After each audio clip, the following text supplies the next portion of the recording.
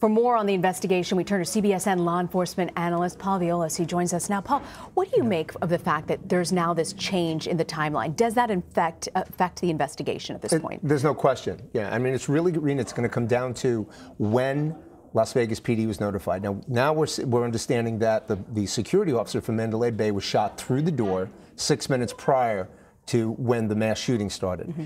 So it's going to come down to, did that security officer from his phone, did he call 911? And if so, then Las Vegas PD was notified 6 minutes before the shooting started.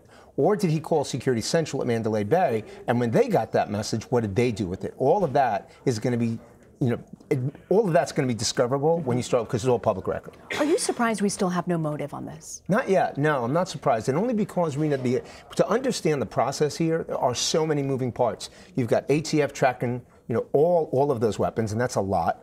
And then you have FBI and detectives from Las Vegas PD on the ground interviewing relatives and coworkers. And you interview one person, typically 2 or 3 more come out of that. Then you have the cyber piece, which we were talking about earlier. That's going to be the fascinating part, the forensic piece. Looking at every website that he visited, emails, text messages that he sent, the digital footprint. I mean, because we've heard so far he doesn't have a huge digital footprint. Do you believe that? Do you think that that's a definite? I really find that hard to believe that he has no digital footprint. I really do. I understand that his age is, but regardless of that, he, just based on the sophistication of his planning, I find it extremely difficult to believe that when they do the forensics on that computer, his laptop, his desktop, whatever it may be, as well as his phone, that there is not going to be some type of digital timeline with respect to who he spoke to, who he met with, where he was training, etc. What do you make of the fact that he used a freight elevator to get up to his room? Well, think about it. He picked this place, Rena, for a reason. We know that he scouted Fenway. We know that we're someplace in Boston. We know he was scouting in Chicago.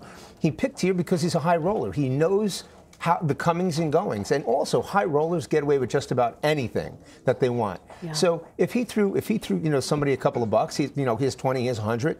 Listen, I need to use that freight elevator. I got some big pieces. They know he's a high roller. Boom, he uses what he wants.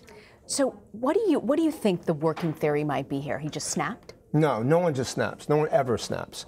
What we're going to find is they're building the profile. So you're asking about really the mens rea here behind this, the intent. Yeah. They're building the profile now based on information collected from friends, relatives, coworkers, etc. And that's a set of behavioral characteristics. So if we marker board this, now they're going to build what's called the violence continuum, or the actions that he displayed, things that he said prior to this happening. I assure you, there will be a catalyst. Something did happen to put this ball in motion. What surprised you the most about this case? Right now? Yeah.